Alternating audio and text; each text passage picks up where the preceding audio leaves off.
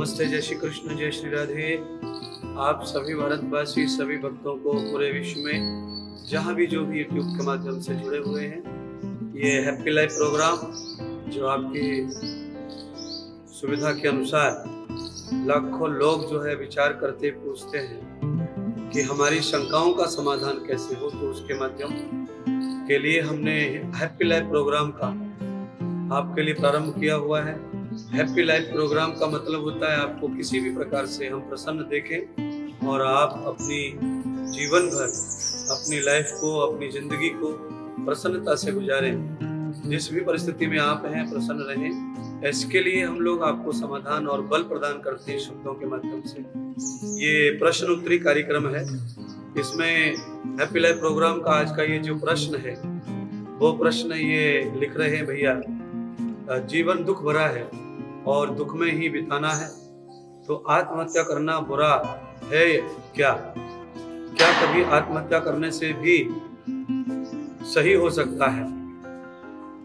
ये लिख रहे हैं बिमला खंडेलवाल जी, लिख रही हैं पानीपत से। बिमला जी, बहुत बहुत नमस्कार आपको और आपके प्रश्न के लिए आपको बहुत बहुत धन्यवाद। आपने जो प्रश्न किया है कि जीवन दुख भरा है और ऐसे दुख भरे जीवन को दुख में बिताना है या इससे मुक्ति के लिए आत्महत्या आदि करना, ये सही है क्या? तो मैं आपको ये कहना चाहता हूं कि मरना या जन्म लेना, ये दोनों ईश्वर के हाथ में है। आदमी किसी भी स्थिति में खुद को समाप्त नहीं कर सकता। आत्महत्या करना ये दोष जरूर है, पर यह भी परमात्मा की विधि है मृत्यु की। इसीलिए प्रथम तो मैं यही कहूंगा संपूर्ण विश्व से, पूरी दुनिया के मनुष्य समाज से, कि आत्महत्या ना करें, क्योंकि जीवन बार बार नहीं मिलता। फिर भी आपने ये कैसे कह दिया प्रश्न में कि जीवन दुख भरा है, दुख में ही बिताना है। तो बिताना है ये किसी को नहीं पता। आपका जीवन दुख भरा हो सकता है, यहाँ की सृष्टि में किसी का भी जीवन दुख भरा हो सकता है। ये वर्तमान है, भूत का पता रहता है, क्योंकि कल हम भूखे रहे तो आज हम कह सकते हैं कि हम भूखे, क्योंकि अभी तक खाया नहीं है। तो दो काल का व्यक्ति को एहसास होता है, पर तीसरा जो काल है, कल हमें रोटी नहीं मिलेगी, ये कहना असंभव है, क्योंकि आपके पास में रोटी का साधन नहीं है, भूख मिटाने का साधन नहीं है, घर में अनाज नहीं है, चूल्हा नहीं है, गैस नहीं है, माचिस नहीं है। ये असुविधा होने के कारण आप ये विश्वास कर सकते हैं कि कल आपको रोटी नहीं मिलेगी, पर भोजन देने वाला भी कोई और है सृष्टि पर। ये हमारे अधिकार से परे है। दाने दाने पर लिखा है खाने वाले का नाम। हो सकता है कल आपके लिए सुख आ जाए, भोजन आ जाए, भोग आ जाए, और आपका जो भाग्य है, प्रारब्ध है, दुर्भाग्य है, वो पाप के रूप में, दुख के रूप में, क्लेश के रूप में आज समाप्त हो सकता है और कल का सुख दिन आ सकता है। तो आपका जो प्रश्न है कि आदमी दुख में रहता है, उस ऐसी परिस्थिति में आत्महत्या आदि करना सही है क्या? तो ऐसी परिस्थिति में आत्महत्या करना बिल्कुल सही नहीं है। पर आत्महत्या करना सही भी है क्या किसी भी कारण से, ये भी आपने पूछा है। तो मैं आपको ये बताना चाहता हूँ, कभी सामाजिक, शास्त्रिक, कभी शोषण हो रहा है आपके द्वारा, तो अगर वो आपसे सुधर नहीं रहा और उसकी वजह से समाज की हानि हो रही है, परिवार की हानि हो रही है, धर्म की हानि हो रही है, तो ऐसी परिस्थिति में आदमी आत्महत्या करके भी खुद के सिस्टम को, धर्म को बचा सकता है। अगर आप सामाजिक हानि कर रहे हैं, पारिवारिक हानि कर रहे हैं, आत्मिक हानि कर रहे हैं और आप धार्मिक हानि कर रहे हैं, मानसिक बौद्धिक हानि कर रहे हैं, तो ऐसी परिस्थिति में आप आत्महत्या करके मुक्त हो सकते हैं इन समस्त दोषों से, हानियों से। कल आपसे हानि नहीं होगी, ना रहेगा बांस ना बजेगी बांसुरी वाली बात है। और आप जब नहीं रहेंगे तो कर्म नहीं करेंगे, समाज की हानि नहीं करेंगे। आपके अंदर मान लीजिए जैसे एक साइकोलॉजिकल बीमार है, और बीमारी कैसी है कि आप चोरी डकैती डालते हैं, किसी को साथ बहन बेटियों को छेड़ते हैं और समझाने से, इलाज करने से भी इलाज नहीं हो रहा है। तो ऐसी परिस्थिति, आपको पता चल गया है कि आपको इतना भयंकर रोग है कि ये कभी ठीक होता नहीं है, और इस रोग की वजह से घर के लोग परेशान होंगे, खेत बिकेगा, कुआं बिकेगा, या फिर आप और दूसरों को बीमार करेंगे। ऐसी परिस्थिति में अगर आपको 100% पता चलता है कि ऐसा सब होके भी ये ठीक नहीं होगा, सबको मार डालेगा, सबको बीमार कर देगा, ऐसी परिस्थिति में खुद के शरीर को नष्ट करना ही धर्म है। तो ये आत्महत्या करना ऐसी जगह पर भी कहीं भी सरल हो सकता है, संभव है। और ऐसी परिस्थिति है जहाँ पे धार्मिक हानि, सामाजिक हानि, आर्थिक हानि, आत्मिक हानि, बौद्धिक हानि, ये सब विकास जो है वो रुक जाए, कोई रास्ता नहीं है, और फिर समाज में जीने का अर्थ ही खत्म हो जाए, तो फिर आपको शास्त्र का सहारा लेकर आत्महत्या की आज्ञा है। वहां पर आप आत्म बलिदान दे सकते हैं, अपना बलि अर्पण कर सकते हैं। पर अधिकांश हर चीज को सुधारना चाहिए। मृत्यु किसी का समाधान नहीं है। कैंसर आदमी को मारने के लिए होता है, ठीक नहीं हो रहा है, घर बिक गया, कुआं बिक गया, ठीक हो ही नहीं रहा है। बच्चे हैं, उनके फेफड़े किडनियां बिक जाएं तब आप ठीक हो जाएं, तो भी ठीक नहीं हो रहा है। तो ऐसी परिस्थिति में अपार कष्ट है, नलियां पड़ी है, जी नहीं सक रहे और मर भी नहीं सक रहे। ऐसी परिस्थिति में आत्महत्या करना ही श्रेष्ठ साधन है, उपाय है। पर सामान्य दुखों से, पारिवारिक दुखों से, गरीब होने से, छोटी छोटी चीजों से लेके हम आत्महत्या की सोचें तो ये महापाप है, ये बिल्कुल नहीं करना चाहिए। जीवन बहुत मुश्किल से मिलता है मनुष्य का, इसमें पाप का फल भोगने के लिए दुख आते रहते हैं, और दुख सदा नहीं रहते हैं। दुख और सुख ये सब बादल की छाया के समान होते हैं, पर कोई कोई दुख ऐसा होता है जिसमें आत्महत्या करना ही साधन है। मैंने कैंसर का नाम लिया, आपकी दोनों किडनियां चली गई, आपको किडनी कोई दे नहीं रहा है और सेवा भी कोई कर नहीं रहा है, बिस्तर पे मलमूत्र अपने आप ही हो रहा है दिन और रात, खा पाने रहे, पी नहीं पा रहे। ऐसी पोजीशन है कि इसमें शरीर का निर्माण हो जाए, यानी शरीर बदल जाए, उसके लिए मृत्यु ही श्रेष्ठ है। ऐसी परिस्थिति में आप खुद को इसका माध्यम बना सकते हैं। ऐसी परिस्थिति में आत्महत्या करना ही सबसे श्रेष्ठ उपाय है, और शरीर को समाप्त कर दो। आत्महत्या करने का मतलब, आत्मा तो कभी नहीं मरती, नाम ही आत्महत्या है। आत्मा को तो जन्म ही नहीं है, तो मरण ही नहीं है। तो हम जो भी करते हैं, कदम उठाते हैं आत्महत्या की जगह, तो शरीर हत्या, हिंसा, तो वो हिंसा इसलिए नहीं है क्योंकि आपके ऊपर आपके कर्मों की हिंसा का प्रभाव है और आप उसे सहन नहीं कर सकते। आपका लीवर चला गया, फेफड़े चले गए, किडनी चली गई, श्वासें चल रही थोड़ी बहुत, और आप अपार कष्ट में हैं, तो मरने वाले तो आप हैं ही, पर उससे आपका पारिवारिक सिस्टम बिगड़ रहा है। कोई सेवा नहीं कर रहा, धन है नहीं और 1 रुपया भी खर्च करने को नहीं है, डॉक्टर देखना चाहते नहीं बिना पैसे के, क्या करेंगे और दुख भोग के। तो ऐसे में इस नासवान चोले को समाप्त करना ही हमें सुख का कारक बनता है, हमें दूसरा शरीर प्राप्त हो जाता है, और हम अपने पाप कर्म से निवृत्त होकर के, या पाप कर्म को भोगने के लिए भी कुछ शेष पाप बचते होंगे, उनके लिए भी दूसरा शरीर है, उसमें क्षमता होती है, और परमात्मा की कृपा से ही आदमी ये कदम उठा सकता है। ईश्वर की इच्छा के बगैर पत्ता हिलता नहीं है, तो आप इस कदम को भी नहीं उठा पाएंगे। पर परिस्थिति आत्महत्या करने की क्या है वो मैंने पूरी खोल के बताई है। दुख आए, सुख आए, कलेश आए, परेशानी आए, गरीबी आए, कोई और अंग भंग हो जाए, अंधे हैं आप, बहरे हैं, गूंगा हैं, ऐसी पोजीशन में आत्महत्या नहीं करना है, क्योंकि इंद्रिय विहीन व्यक्ति काम कर सकता है और अच्छे तरह से परमात्मा का भजन कर सकता है, ध्यान कर सकता है, अपने जीवन को सफल कर सकता है। जरूरी ये नहीं है कि हम कंपटीशन में किसी से आगे जाएं, जरूरी यह है कि हम अपने मानव सिद्धांत को पूरा पार करें। उसके लिए हमें कभी आत्महत्या आदि करने की आवश्यकता नहीं है, और दुख में ही जीवन को बिताना है, ये कोई सत्य नहीं है।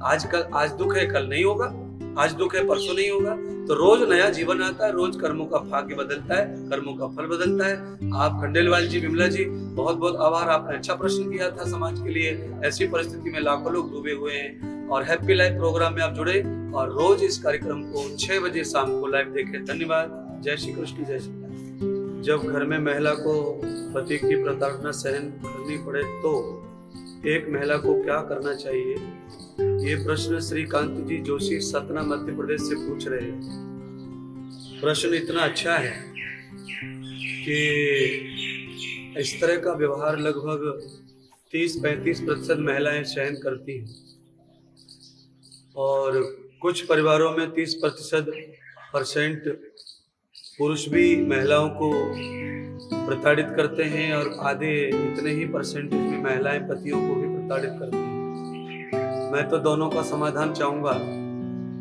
जिस घर में महिलाओं को पति की प्रताड़ना सहन करनी पड़ रही है, तो इसको 2-3 प्रकार से अलग अलग समझाने की कोशिश कर रहा हूँ। पहला, जो भी संसार में रिश्ते के रूप में, जीवन साथी के रूप में या जीवन के व्यतीत होते संग होने के रूप में जो भी हमें प्राप्त होता है वो सब हमारे प्रारब्ध का फल होता है। पिछले जन्मों के संस्कारों के कारण इस जन्म में हमें कर्म का फल भोगने के लिए सुख या दुख के रूप में पति मिलता है, पत्नी मिलती है, परिवार मिलता है और बच्चे मिलते हैं, सास ससुर मिलते हैं और जो भी रिश्ते हैं वो सब प्राप्त होते हैं। उन्हीं रिश्तों में से कुछ रिश्ते ऐसे हैं जो हमें दुख कारक है, जिनसे हमें दुख मिलता है, क्लेश मिलता है, परेशानी मिलती है। तो ये हमारे प्रारब्ध का परिणाम है और अपने प्रारब्ध के परिणाम को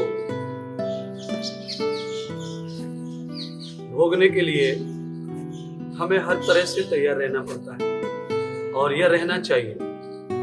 जो लोग इस लड़ाई से लड़ने की तैयारी नहीं करते वो दुखी रहते हैं, परेशान रहते हैं, रोते हैं, बिलखते हैं और अपना दुर्भाग्य मान करके हमेशा जो है रोते बिलखते रहते हैं, कभी कभी आत्महत्या आज भी कर लेते हैं। तो जिस घर में पति की प्रताड़ना पत्नी को है उस घर में अनायास ही अकारण ही अगर आपको प्रताड़ित किया जा रहा है, दुखी किया जा रहा है, तो उसका समाधान यह है कि आप समाज के प्रतिष्ठित 5 लोगों को चुनकर अपनी बात कहें और वो बात बताएं कि आपके साथ इस तरह का व्यवहार हो रहा है। तो कभी कभी दुर्भाग्यवश हमारे प्रारब्ध में भी वो दुख नहीं होता है, पर वो कभी कभी हमारी खुद की गलतियों से भी हमें झेलना पड़ जाता है। तो ऐसा भी होता है कि प्रारब्ध में ना हो और तुम्हारी गलती हो रही हो और आप उसे सहन कर रही हो प्रताड़ना के रूप में, तो कभी कभी ऐसा भी होता है। तो हमें अपने घर की जो हिंसा है, आपके ऊपर जो जाती हो रही है महिला के रूप में, वो हमें गांव के प्रमुख लोगों को बताना चाहिए। उसका समाधान निकल आता है और उसके पश्चात अगर इसका समाधान इस तरह भी ना निकले तो फिर हमें खुद एक बार इसका सामना करना चाहिए प्रताड़ना का। तो कैसे सामना करें, बात हुआ है। तो सामना करने के लिए कभी कभी आपको इसका सामना इसलिए ऐसे करना पड़ेगा कि आपको खड़ा होना पड़ेगा, आप में बल पैदा करना पड़ेगा, बराबरी करनी पड़ेगी और वो पति है ऐसा मानकर नहीं, बस वो तुम्हारा एक पार्टनर है जो तुम्हें तकलीफ दे रहा है, उस तकलीफ को कैसे समाप्त किया जा सकता है, तो आपको बलवान बनना पड़ेगा। उसको हिंसक जिसे कहते हैं हिंसा धारण करनी पड़ेगी और वो हिंसा ऐसी होनी चाहिए कि हिंसा को न सहने वाली हिंसा। आप इतने अपने आप को हिंसक कर लें कि आप नहीं सहन कर पा रहे हैं तो आप उसका प्रतिशोध कर सकते हैं, उसका जवाब दे सकते हैं। इसका शास्त्र हमें आज्ञा करता है।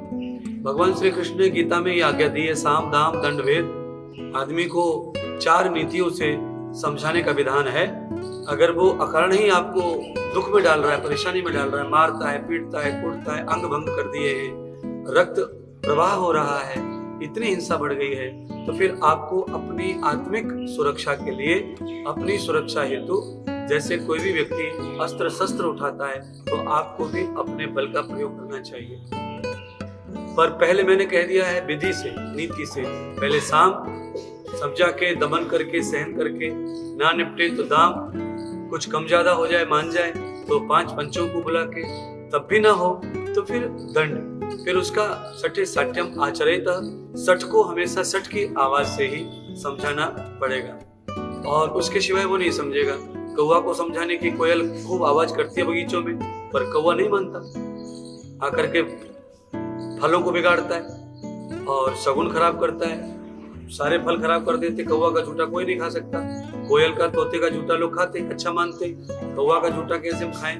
तो कोयल कितना भी कूके मधुर आवाज में, कौवा अपनी हरकतों से बाज नहीं आता। इसी प्रकार बुद्धि कौवा में भी होती है, कोयल में भी होती है, मनुष्य में भी होती है। तो ये भोग बुद्धि से ही आदमी जो है लड़ाई झगड़े करता है और दुखी करता है। तो आप भी अपनी भोग बुद्धि से उस लड़ाई से निपटने के लिए चौथे विधि जो भगवान ने बताई है दंड की, आप उसमें खड़े हो जाएं आत्मरक्षा के रूप में। आप भी इंसान हैं तो आप अपनी इस तरह भी सुरक्षा कर सकते हैं। अन्यथा चौथा नियम जो है वो भेद है और भेद का मतलब होता है आप उसमें कानून का, पुलिस का, जिसका भी आप मदद लें, सहारा लें, उससे भी आप अपनी आत्मरक्षा कर सकती हैं, क्योंकि वो समाज में उसके लिए ही बनाया हुआ है, सम व्यवहार के लिए।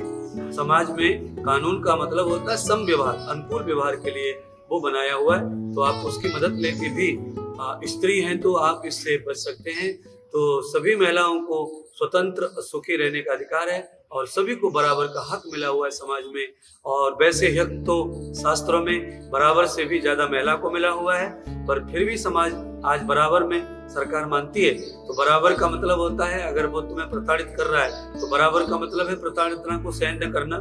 प्रताड़ना को सहन करने की एक लिमिट, एक सहन शक्ति, एक समय, स्त्री है, पत्नी है, मर्यादाएं हैं तो आप करें, पर एक समय आ जाए, अति हो जाए, आत्महत्या करने से बेस्ट होता है कि हम पंचों का सहारा लें और खुद के बल का सहारा लें, आत्मविश्वास का सहारा लें, और नहीं तो कानून का सहारा लें, तो फिर आप स्वस्थ हो सकते हैं। और मैं कहूँगा कि कभी भी किसी भी अच्छी महिला को या किसी भी प्रकार की महिला को प्रताड़ना न करना, महिला के प्रति हिंसा का भाव न रखना, और जो जिस योग्य महिला है उसे उसी प्रकार का व्यवहार करना, यही हमारा फर्ज बनता है, यही हमारा अधिकार है, धर्म है।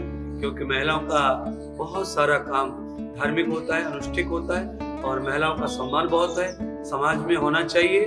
पर अनुकूल परिस्थिति, प्रतिकूल परिस्थिति में महिला को भी समय आने पर किसी कारणवश दंड देना पड़े तो दंड भी देना चाहिए, और नहीं तो महिला को व्यवहार, अनुकूल व्यवहार, सुखी व्यवहार देना चाहिए। और यही हमारे समाज की परंपरा है। स्त्री और पुरुष ये लिंग भी जरूर है, तो ये दोनों ही सामाजिक प्राणी है, इनसे ही समाज और परिवार चलता है। बहुत बहुत